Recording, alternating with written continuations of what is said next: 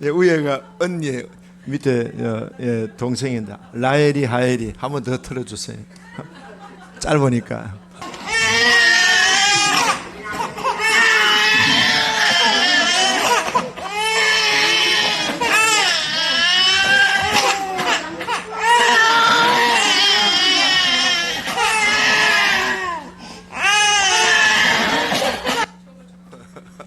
자, 이렇게 살아가고 있습니다.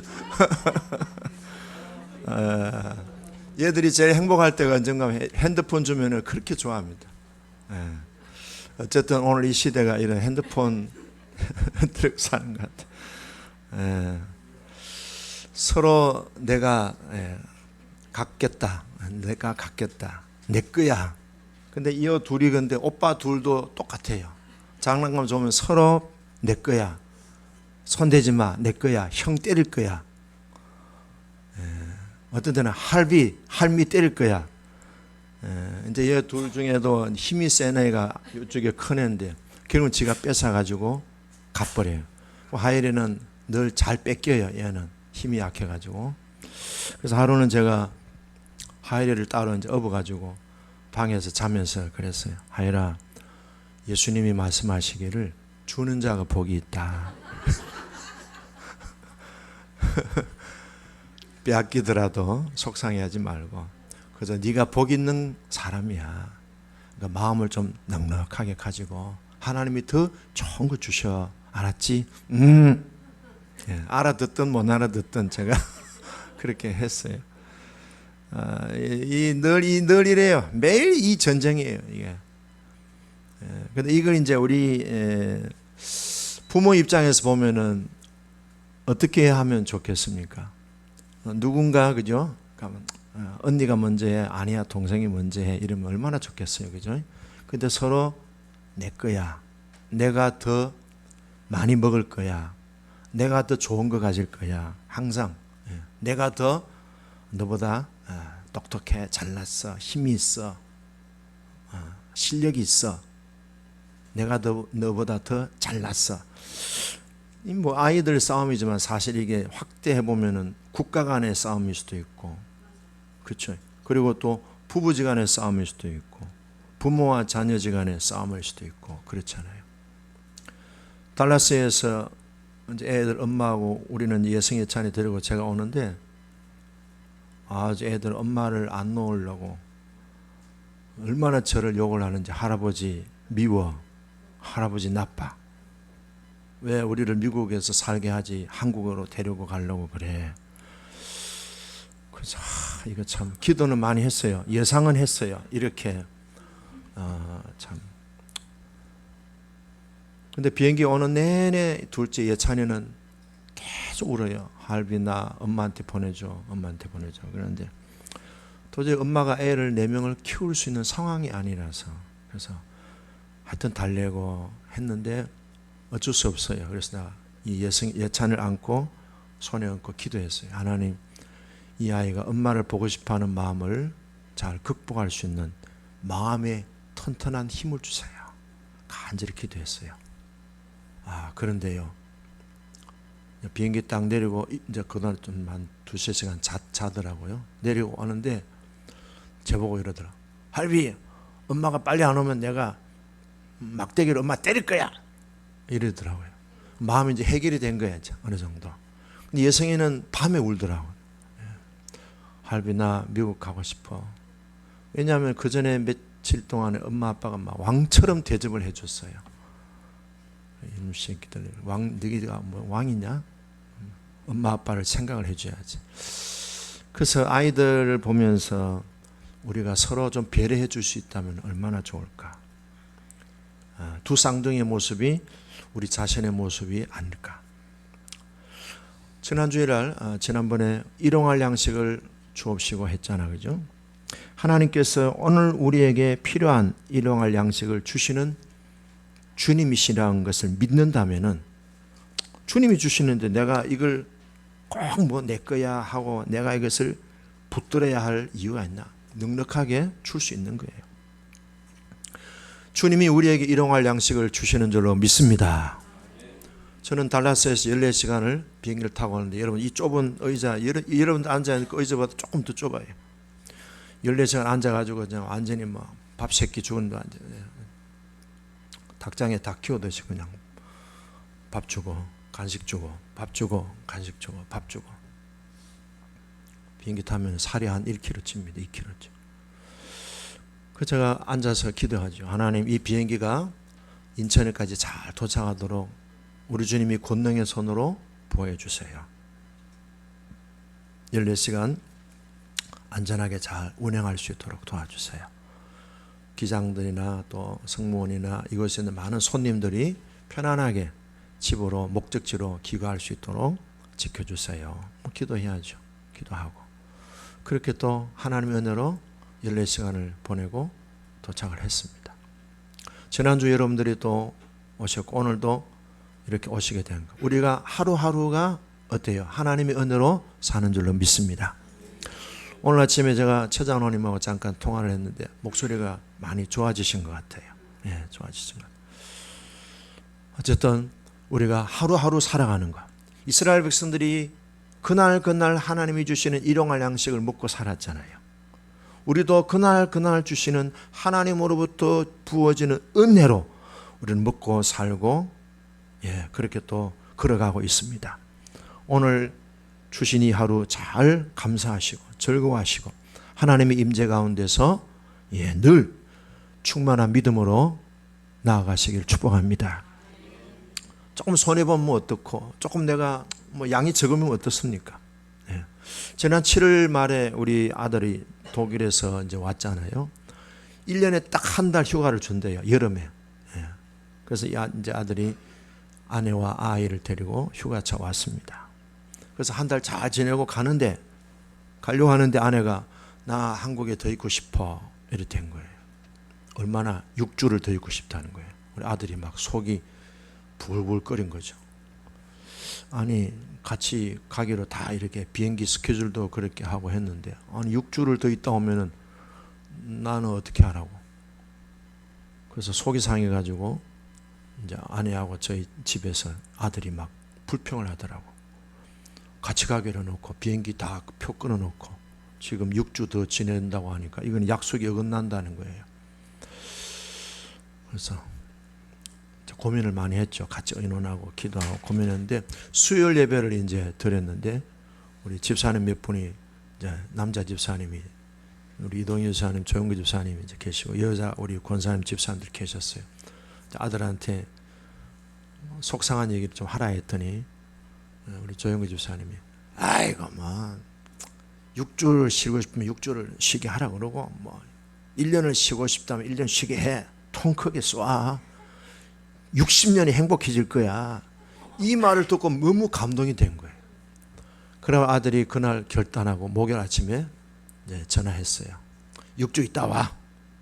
그랬더니 아내가 눈물을 흘리더라고. 아 그래도 돼? 아 그래. 6주 있다 와. 그렇게 해서 이제 아들은 떠나고 이제 아내는 6주 있다가 가기로 그렇게 했는데요. 이제 최근에 이제 제가 아들한테 전화하면서 또 문자도 보내면서 그랬습니다. 제가 이 아들을 보면서 마음으로 참 귀하게 생각이 됐어요. 그래, 아내한테 배려해주는 그 모습이 너무 귀하게 보였어요. 그래, 네가 통 큰 배려를 아내한테 해주었으니까 하나님께서 너에게 귀한 상 주실 거다. 그 상은 뭐냐? 뒤셀도르프로 가는 거다. 뒤셀도르프는 제가 이제 원하는 도시예요. 조금 큰 도시로 가는 거죠. 직장을 옮기는 건데요. 기도할게. 너도 열심히 해서 하나님 앞에 기도하면서 자신을 잘 다듬어라. 자신을 키워라. 그래서 어제인가 제가 통화를 했더니 아빠 헬스 다니면서 몸을 지금 만들고 있대요. 왜냐하면 몸이 튼튼해야 소리도 잘 나오니까. 두 번째는 열심히 또 노래 연습을 계속 하고 있고요. 그 다음에는 또 직장생활 열심히 하고 있고. 아빠 나 지금 잘하고 있어. 그래 가자. 다음에는 디셀도르프다. 하나님이 너에게 쏘실 것이다. 크게 통 크게 하나님도 쏘실 것이다. 기대하자. 그랬습니다. 부모 입장에서 보면요. 부부끼리 막 싸우고 뭐 네가 옳니 내가 옳니 네가 똑똑하니 내가 똑똑하니 싸우는 것보다도 통 크게 그래 6주 아이 2달도 좋아. 있을 때까지 있다 와. 이런 걸 보면 부모의 마음이 얼마나 좋습니까? 그래요. 하나님이 우리에게요, 그때그때 필요한 은혜를 주셔요. 네. 이런 아이들의 모습이 우리 어른들의 모습 그대로 보여주고 있어요. 어떻습니까? 지난 주간 서로 뺏기지 않으려고 내 것을 꽉 붙잡고 내 자존심 세우고 또 내 어떤 자기중심을 세우고 양보하고 싶지 않고 더 가지고 싶고 더 좋은 거 내가 먼저 취하고 싶고 이런 것들을 어때요? 계속 주장하고 계속 고집한다면 어때요? 연합이 된다고 하나가 된다는 것은 어렵지 않겠습니까? 이 예배 시간을 통해서 우리에게 그런 아버지의 마음, 어머니의 마음을 부어주신다면 우리 교회가 우리 또 인생이 얼마나 복이 넘치겠습니까? 그런 은혜가 있기를 주의 이름으로 축복합니다. 주기도문의 핵심은 앞에 있는 세 가지 기도입니다. 하늘에 계신 우리 아버지여 이름이 거룩히 여김을 받으시며 나라가 임하시오며 뜻이 아버지의 뜻이 이루어지이다. 세 가지죠. 내 뜻, 내 욕심, 내 야망을 이루는 것보다 더 우선순위에 있는 것이 아버지의 뜻입니다. 그리고 우리는 그리스도인으로서 하나님의 백성으로서 그리스도의 제자로 부름을 받아서 우리에게는 더 큰 인생의 부르심이 뭡니까? 제자로서의 삶입니다. 잘 먹고 잘 살고 뭐 좋은 집에서 살고 좋은 차 타고 다니는 거 이건 다 부수적인 거고 정말 우리들에게 주신 하나님의 백성된 삶에서의 또 다른 차원의 삶 제자로 우리는 부름을 받은 거죠. 제가 비행기에서 오면서 14시간 뭐 했겠습니까? 잠을 자도 14시간 잘 수 있는 건 아니잖아요. 애들하고 가서 얘기하고 먹고 이러는데 영화가 있어서 딱 눈에 띄는 영화가 있어서 보네프 영화가 있더라고요. 영화를 보면서 눈물이 많이 났어요. 39살 때에 교수형을 당한 거예요. 근데 그 교수형을 당하는 마지막 그 장면이 너무 인간적인 거예요. 여러분 신앙을 지키다가 교수형을 당하는 그 모습이 인간이 신이 아니잖아요. 탈탈탈탈 떠는 거예요. 교수들을 향하여 가는 39살의 그때. 여러분들은 39살 때 뭐 했어요? 저는 제가 우리 이 기쁜 간사는 아직 30이 안 됐지만 나는 39살 때 뭐 했을까? 혼자 나를 돌아보는 거죠. 근데 이 사람이 39살 때 자기가 쓰던 기록이 있어요. 이분이 책을 많이 지었어요. 그 쓰던 일기장을 이렇게 아는 사람이 땅에 떨어지니까 그걸 주워가지고 있는데 그 전달할 때 손이 털털털털 떨리고 교수형을 당하는 교수대에 딱 올라서서 목에 이렇게 밧줄이 탁 오르는데요. 얼굴이 막 긴장이 되고요. 한편으로는 두려운 마음도 있고 한편으로는 주님을 바라보는 평안함도 있고 이 두 가지 얼굴이 보이더라고요. 히틀러를 암살하는 조직의 일원이라고 하는 증거가 발견돼서 히틀러가 직접 이 사람을 교수형에 처하라고 명령을 했습니다. 그 당시에 히틀러가 독일 정권을 장악하고 있을 때 교회들이 많이 이렇게 정권의 밑으로 들어갔습니다. 교회가 정권의 밑으로 들어가면 안 되잖아요. 히틀러가 메시아가 된 거예요. 목사님들이 히틀러가 새로운 시대의 주의 종이라고 그렇게 외친 거예요. 그리고 히틀러가 새로운 시대를 가져온다고 외친 거예요. 그걸 듣던 이 보네포는 이거는 교회가 아니다. 이거는 설교가 아니다. 교회의 머리는 아까 우리 찬양이 나온처럼 교회의 머리는 예수 그리스도. 그리고 교회 공동체는 그리스도의 제자로 부름을 받아 한 연합된 그리스도의 공동체로서 우리는 이 시대에 복음을 전가하는 하나님의 의의 병기들로 부름받았다. 이건데 히틀러를 메시아라고 함, 히틀러를 하나님이 보내주신 새 시대의 종이라고 얘기하니까 설교 듣다가 나가버리는 거예요. 그래서 이제 미친 운전자에게 운전대를 맡기게 해서는 안 된다. 미친 운전자는 빨리 끌어내야 된다. 면서 보네포는 교회가 교회로서의 원래의 모습을 회복해야 된다. 제일 먼저 이 사람이 강조한 것은 히틀러가 아니고 교회의 모습을 회복해야 된다. 그러니까 국가적인 교회, 국가교회가 된 거예요. 히틀러의 소나기에 노는 교회가 된 거예요. 히틀러가 하나의 우상이 된 거예요. 그러니까 이것을 설교 중에 막 그냥 강의 중에 이것을 강조하니까 히틀러에게 있어서는 요주의 인물이 된 거죠. 보네퍼가. 그때 보네퍼가 한 설교 내용 가운데 이런 게 있습니다.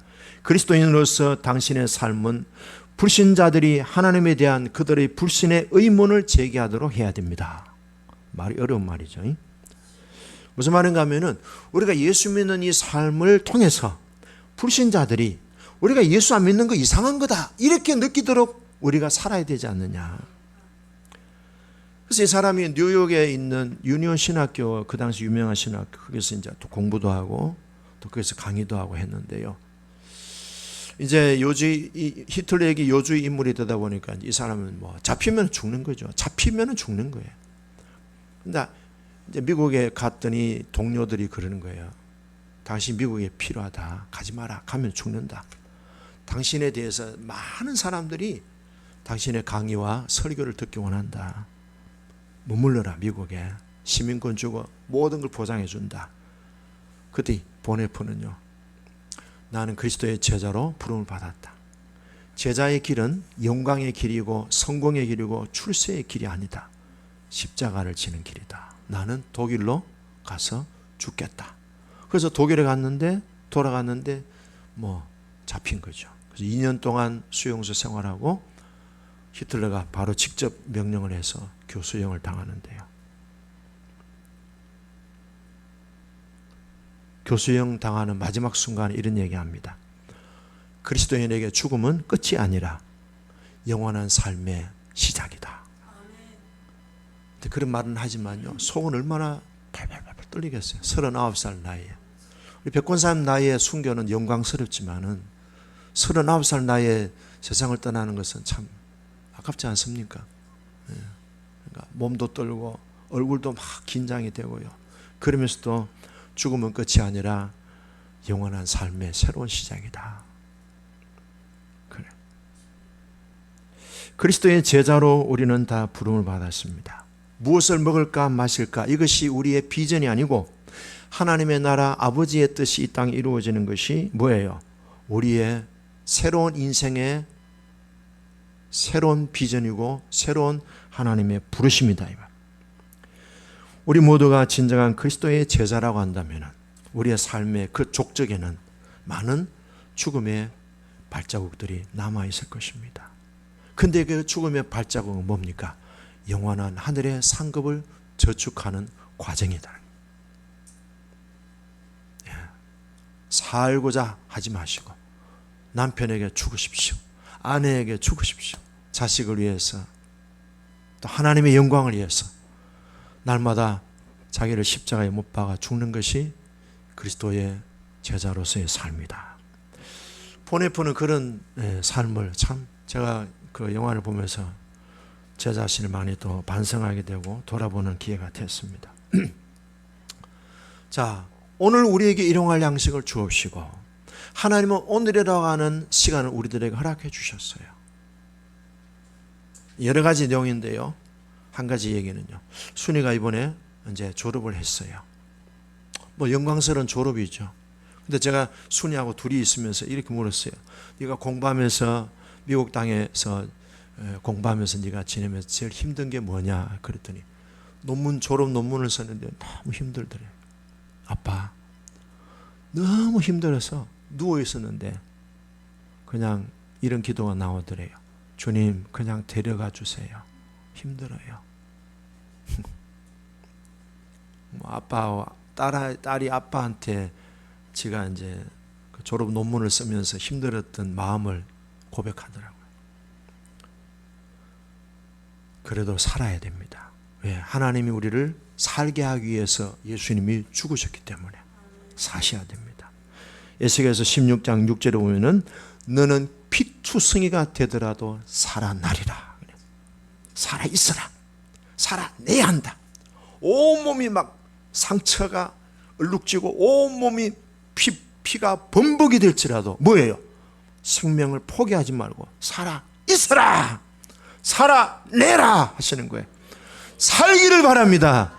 주님이 우리를 살게 하기 위하여 자신은 죽으셨지 않습니까? 사십시오. 옆 사람은 인사했습니다. 살아내야 됩니다. 사세요. 예, 주님이 일용할 양식을 주십니다. 두려워하지 말고 걱정하지 마시고 불안해하지 마시고 잘 사세요. 예.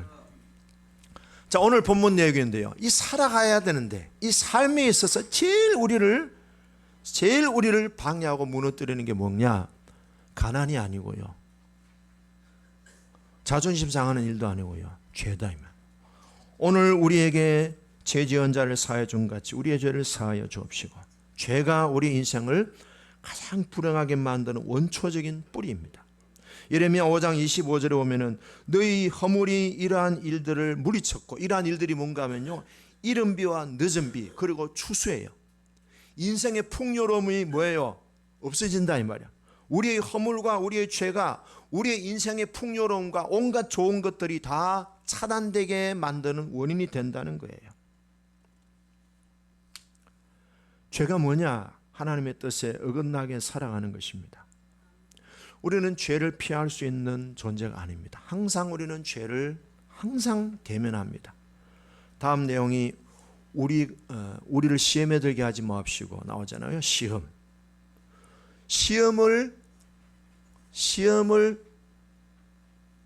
시험과 연관되지 않는 인생을 사는 사람은 아무도 없어요. 평생 우리는 시험을 당하면서 시험을 겪으면서 사는 존재다. 어거스틴이 그런 얘기했죠. 우리에게는 평생 시험이 있어요. 평생 우리는요, 시련이 있습니다. 우리 인간은 어떤 존재냐? 시험을 겪으면서 사는 존재가 인간이다. 그러면 이 죄를 피할 수 있는 인간이 없듯이 시험을 피할 수 있는 인간은 아무도 없는 겁니다. 다 우리는 시험에 들기도 하고 죄를 짓기도 하고 그랬습니다. 예수 믿으면 성령의 불 받으면 죄를 안 짓습니까? 또 죄를 짓습니다. 그래서 이런 비유를 합니다. 죄는 뭐와 같으냐? 가시와 같다. 따라할까요? 죄는 가시와 같습니다. 여러분, 손과 발과 이 몸에 가시가 박혀 있다 생각해 보세요. 산에 진미가 있어도 음식을 먹는데 뒤통수는 어디로 가 있어요? 가시 때문에 늘 통증을 느낍니다. 이 가시 뺐으면 좋겠는데, 이 가시가 없으면 좋겠는데. 가시 때문에 불편해요. 몸도 불편하고 마음도 불편하고 생각도 불편하고 하루 종일 불편해요. 시편 31편 10절에 보면은 내 기력이 내 죄악 때문에 약하여지고 나의 뼈가 말라갑니다. 그래서 항상 이 가시가 있어서 슬픔이 있고 탄식이 있고요, 통증이 있고, 그리고 무거운 마음이 있어요. 성공해도 출세를 해도 돈이 많아도 뭐 좋은 음식집이 있어도요, 몸에 일단 가시가 하나 있으면 계속 그것이 뭐예요? 자극에 대해서 아픔을 주고, 또 뭐예요? 통증을 일으키고, 또 뭐예요? 신경을 그쪽으로 계속 우리로 하여금 집중하게 만듭니다. 영혼이 묶여지는 무거움이 억누르게 됩니다. 그래서 다윗은 시편 32편에 이렇게 고백합니다. 허물의 사함을 받고 자신의 죄가 사하여짐을 받은 사람은 복이 있다. 복이, 뭐가 복인데요? 죄를 용서함 받은 사람이 복이 있다. 마음에 간사함이 없고 여호와께 정죄를 당하지 아니하는 사람은 복이 있다. 여호와께 정죄를 당하지 않은 사람이 복이 있다. 용서받은 사람이 복이 있다. 죄를 고백하고 죄에 대해서 정리된 사람이 복 있는 사람이다. 내가 입을 열지 않을 때, 내가 죄를 고백하지 아니했을 때는 종일 신음함으로 내 뼈가 쇠하였도다. 주의 손이 주야로 나를 누르시오니 내 진액이 빠져서 여름 가뭄에 마름같이 되었나. 몸이 바짝바짝 말라간다는, 진액이 말라간대. 그래서 인간의 모든 원초적인 불행의 뿌리는 죄다 이 말. 그래서 예수님이 이 땅에 오신 목적은 뭐예요? 아들을 낳으리니 이름을 예수라 하라. 이는 그가 자기의 백성들의 죄를 죄에서 구원할 자로 오셨다 그랬어. 예수님이 십자가 못 박히신 이유가 뭡니까? 우리의 죄 때문에, 우리의 죄로 인한 죽음과 저주를 다 짊어지시게 오신 거예요. 죄에서 자유를 얻게 함은 보혈의 능력, 주의 보혈 시험을 이기고 승리하니 참 놀라운 능력. 죄에서 자유를 얻게 하면, 죄에서 자유를 얻게 하면 보혈의 능력, 주의 보혈. 시험을 이기고 승리 참 놀라운 능력이로다. 아멘. 주의 보혈 보혈 능력이 또다. 주의 피 믿습니다. 믿으오. 주의 보혈 보혈 그 어린 양의 매우 귀중한 피로다. 아멘. 예수님이 보혈을 흘렸다는 것은 우리의 죄를 대신하여 자기 생명을 희생하셨다는 뜻이에요.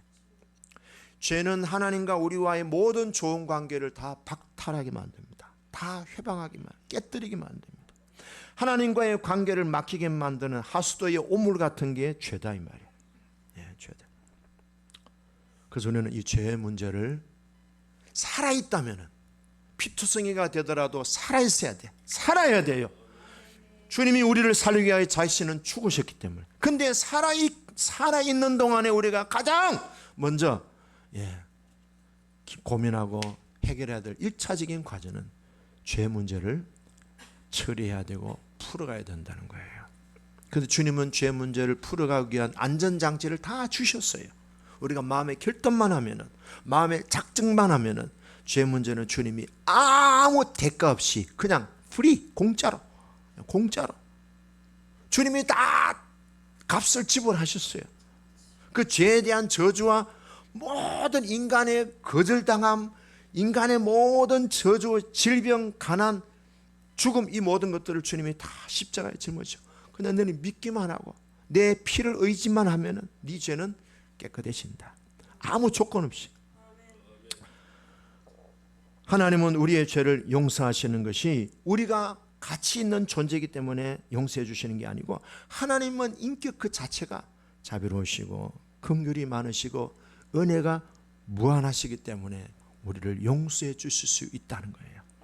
그래서 우리는 영혼의 참된 자유, 이 땅에 살아가는 동안에 하나님과의 모든 좋은 풍성한 관계가 지속되고 더 발전되고 더 깊어지기 위해서 죄를 고백하고 용서받기 위해서 열심을 내야 됩니다. 라오디게아 교회를 향하여 계시록 3장 19절에 그러므로 네가 열심을 내라, 회개해라 그랬어요. 네가 열심을 내고 돈벌이 하라, 열심을 내고 사업해라, 이게 아니고 열심을 내고 회개해라.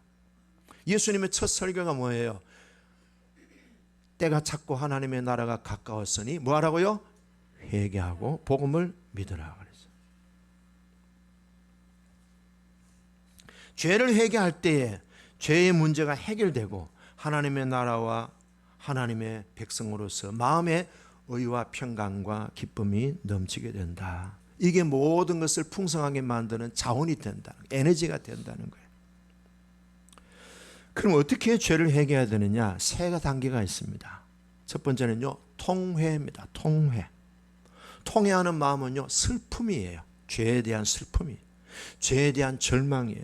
죄에 대한 고통이에요. 죄에 대한 뉘우침도 있고요. 죄로 인해서 마음이 그냥 애통하는 마음이에요. 누가복음 18장에 보면은 가슴을 치는 것으로 표현됐고요. 에스라 9장에서 보면 머리털을 뽑고 수염을 뽑는 그러면서 겉옷과 속옷까지 찢는 그런 모습. 시편 6편에 보면은 눈물로 침상을 띄우는 것. 얼마나 눈물을 많이 흘렸으면 침상이 둥둥 떨 정도로 눈물을 흘리는, 옷을 찢기보다 마음을 찢고 통곡하는, 비통해하고 슬퍼하고 탄식하고, 내 죄가 따라할까요? 내 죄가 항상 내 앞에 있나이다. 예. 누가복음 7장 보면은 동네에서 소문난 여자가 있어요. 죄인으로 소문난 여자가 있어요. 이 여자가 예수님께 와서 울면서 예수님 발에 눈물을 막 쏟았어요. 그리고 자기의 머리털로 예수님 발을 막 닦아주셨어요. 그때 예수님은 이 여인의 슬퍼하고 탄식하고 애통하는 그 눈물을 보시면서 뭐라고 하셨어요? 너의 많은 죄가 용서받았도다. 죄로 인해서 우리가 애통하는 마음, 이것이 몇 날, 며칠, 몇 달, 심지어는 몇 년이 갈 수도 있어요. 이런 죄로 인해서 애통해하는 마음. 우리 일생을 살아가면서 그런 애통해하는 이런 경험은 정말 죄의 어떤 그런 터널을 통과하는 과정에서 반드시 필요해요. 제가 볼 때는, 저 개인적으로 볼 때도 한 3번은 한 것 같아요. 저도. 이거는 내가 노력으로 한 게 아니에요. 하나님의 성령 임재하시면서 그런 일들을 감당하게 해주셨어요. 그 죄로 인한 마음의 애통함을 말합니다. 나중에는요 다 내려놓게 돼요. 그런 통회하는 것. 두 번째는요 자백하는 거예요. 있는 그대로 시편 51편 4절에 내가 주께 범죄하여 주의 목전에 악을 행하였습니다 라고 고백하는 거예요. confession. 하나님 앞에 내가 다 자백하는 거예요. 나 이런 죄를 지었습니다. 이런 잘못을 저질렀습니다. 이런 허물들을 하나님 앞에 내가 속이지 않고 다 내가 사람에게는 속이지만 하나님에게는 제가 다 정직하게 다 그냥 할 수 있잖아요. 그래서 죄의 고백은 지옥의 입을 막고 천국의 문을 열어준다. 따라합시다. 죄의 고백은 지옥의 입을 막고 천국의 문을 열어줍니다. 참, 우리에게는 똑똑해. 목사가 바람풍 해도 여러분들은 바람풍이라 잘 아주 좋으니. 아멘. 내가 내 죄를 자백하였더니 시편 32편 5절에 주께서 용서해 주셨더라. 고백하는 거. 자, 그다음 마지막으로 3번째는요 회심이에요. 회심은 돌아서는 거예요. 그런데 통회하고 자백하는 거는 다 잘해. 그런데 이 회심이 참 어려워요. 삶의 방향을 이제는, 옛날에는 내가 주인이었는데 이제는 하나님을, 예수님을 주인으로 모시고 방향을 턴해야 돼요. 해야 되는데 이게 안 돼. 의지가 약하다든지 아니면은 작심삼일이 될 수도 있고요. 아니면은 자꾸 그냥 미적거리기도 하고, 아니면은 용기가 없어서 그냥 포기하기도 하고요. 하나님은 아시지 하고. 이사야 55장 7절에 보면은 악인은 그 길을, 불의한 자는 그의 생각을 버리고 여호와께로 돌아오라. 하나님께로 돌아오라. 그리하면 그가 불쌍히 여겨주시고 너그럽게 용서해 주신다. 그래서 회개는요 용서보다 앞섭니다. 회개는 용서보다 더 중요합니다. 회개는요 용서보다 많은 시간이 필요합니다. 회개는 어떤 누구에게든 적용됩니다. 죄의 용서는 한계가 없습니다. 하나님이 우리의 죄를 용서해 주는 데는 무한대입니다. 조건이 없습니다. 그냥 고백하면은 예수의 피가 자동적으로 우리의 죄를 깨끗하게 세척해 주시고, 하나님에게는요 기억도 안 되시고요. 그랬어요.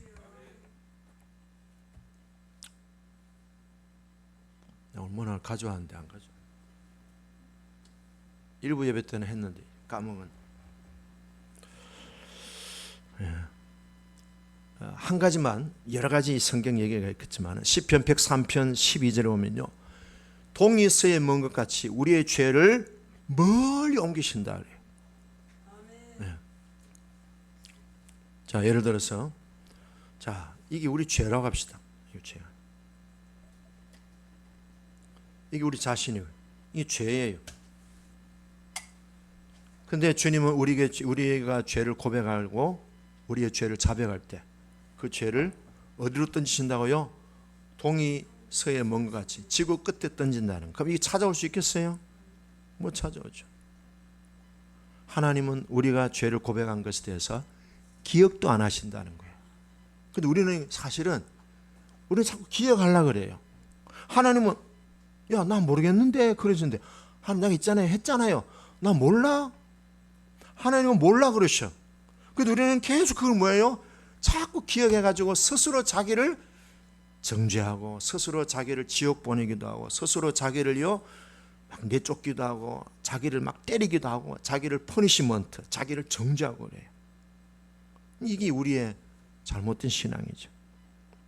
하나님의 긍휼하심은요 무지무지 하십니다. 자, 예를 하나 들었어요. 오늘 우리가 죄를 용서 안 받을 때 전제 조건이 뭐예요? 우리에게 죄 지은 자를 사하여 준 것 같이. 자, 김씨라는 사람이 나한테 죄를 지었어요. 내가 그 사람에게 죄를 용서해 주듯이 하나님도 나의 죄를 용서해 주세요. 그러니까 하나님이 나의 죄를 용서해 주시는 조건이 있어요. 나에게 죄 지은 사람을 먼저 용서해 줘야 돼요. 근데 우리는 용서해야 안 해요. 이럴 거야. 이게 뭐야 이거? 밴댕이. 자, 거기에 대한 부분에 대해서 예수님이 아주 강하게 얘기하신 장면이 마태복음 18장에 보면은 나옵니다. 거기 보면은 1만 달란트 빚진 자가 있는데요. 이 1만 달란트라는 이 양은 이거는 천문학적인 숫자입니다. 이거는 빌 게이츠도 갚을 수 없고 또 누구예요? 테슬라 회장 누구예요? 머스크도 갚을 수 없는 액수예요. 이거는 인간이 갚을 수 있는 빚이 아니에요. 성경에는 죄를 빚이라고 얘기했어요. 근데 1만 달란트는 얼마냐? 그 사람은 달란트 탕감 받았잖아요. 그럼 임금이 1만 달란트 탕감해 줄 때 임금도 손해 보잖아요. 그 액수가 얼마나 많은데요. 예수님은 어떻게 했어요? 자기 생명을 대가를 주고 우리를 용서해 주셨잖아요. 근데 100데나리온 빚진 사람을 보다 이 사람 어떻게 했어요? 그 사람 뭐 먹살 잡고 왜 빚 안 갚냐 고발해가지고 감옥에 가둬버렸어요. 그걸 알고 주인이 뭐라 합니까? 내가 1만 달란트를 용서해 줬는데 너는 100데나리온은 뭐 용서 못 해주냐? 자, 한 달란트는요 6천 데나리온이에요. 계산 빨리 해보세요. 한 달란트는 6천 데나리온입니다. 그럼 6천 데나리온 이거 한 데나리온은 그 당시 1일 품값이에요. 그럼 6천 데나리온이면 6,001 동안의 품값이잖아요. 6,001은 몇 년이에요? 예? 계산이 잘 안 되는 거 보니까 여러분들 가난하게 살 수밖에 없어요. 계산은 빨리 돈이 돌아. 16년 정도 돼요. 16년. 그러니까 한 달란트의 빚을 갚으려면 16년 걸린다고. 노동자가 일해가지고. 그러면 1만 달란트를 얼마나 했냐? 16만 년 돼요. 16만 년. 내가 탕감받은 액수는 16만 년 동안 일해야 갚을 수 있는 빚이에요. 그런데 100일 정도밖에 안 되네. 그거 16만 년에 1년도 아니고 100일이야. 100일. 우리는 어떤 존재입니까? 16만 년의 빚을 탕감받은 사람이라는 걸 예수님이 강조하시는 거예요. 그러면 어떻게 용서가 돼요? 안 돼요? 되는 거예요. 난 얼마나 빚졌다고요?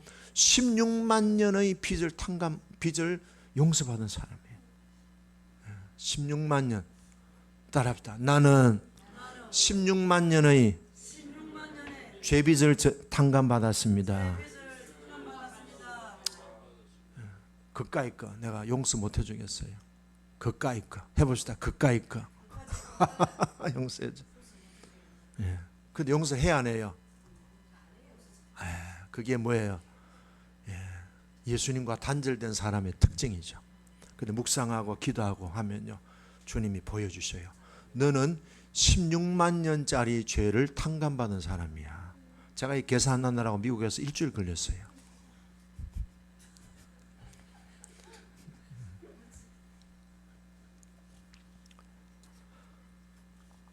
동이 서에서 먼 것 같이 우리의 죄과를 옮겨주셔야 아무 대가 없어요. 그래서 용서한다는 것은 어떤 의미냐? 첫째는요, 하나님을 닮는다는 뜻이에요. 왜냐하면 하나님 우리를 용서해 주잖아요. 용서하는 곳에는 하나님의 영광이 임합니다. 두 번째는요, 은혜 받은 사람이 이게 자연스럽게 나타난 열매예요. 그리고 용서는 뭐예요? 악을 선으로 갚는 거예요. 악을 선으로 갚으면 뭐가 돼요? 선한 열매가 쌓이는 거죠. 그 다음에 교회를 복되게 합니다. 그 다음에 우리라고 하는 공동체를 든든하게 세웁니다. 그 다음에 원수의 마음이 사르르르 눈 녹듯이 녹게 됩니다. 그리고 뭡니까? 용서는 사랑의 최고의 수준에서 사는 모습을 보여줍니다. 그럼 어떻게 용서해야 되느냐? 주님이 우리에게 용서해 주신 첫째는 뭐예요? 진심으로 용서해라. 잊어버려라. 예? 뭐라고요? 자, 남편에 대한 이런 마음, 자, 내세요. 나 누구 있는지 알아. 숨기지 말고. 자, 내세요. 주인공, 빨리. 자, 누군지 안다고 내가. 예수 이름으로 용서합니다. 먼저 끝나는 거예요. 기억하지 마세요. 맨날 뭐 성질나면은 10년 전에, 20년 전에, 5년 전에, 작년에 자꾸 이러면 안 돼요. 돼요? 안 돼요. 그 다음에 완전히 하라는. 그리고 자주 해. 자주. 따라 용서는 밥 먹듯이, 숨 쉬듯이, 물 마시듯이. 그래서 보네포가 얘기한 대로 그리스도의 제자로서의 삶에서 특별히 죄 용서함 받는 것, 죄 용서해 주는 것, 이것이 잘 될 때에 불신자들이 왜 우리가 용서를 못하고 분노와 우리는 원통함을 가지고 이렇게 사람을 적대시하고 사람을 원수처럼 생각하면서 복수에 대해서 칼을 갈아야 되느냐. 이 잘못했다. 저분들을 보라. 저 사람들, 그리스도의 제자들을 보라. 우리도 저들과 같이 용서의 삶을 살리라. 이런 하나님의 나라 아버지의 뜻이 이루어지기를 축복합니다. 기도하겠습니다.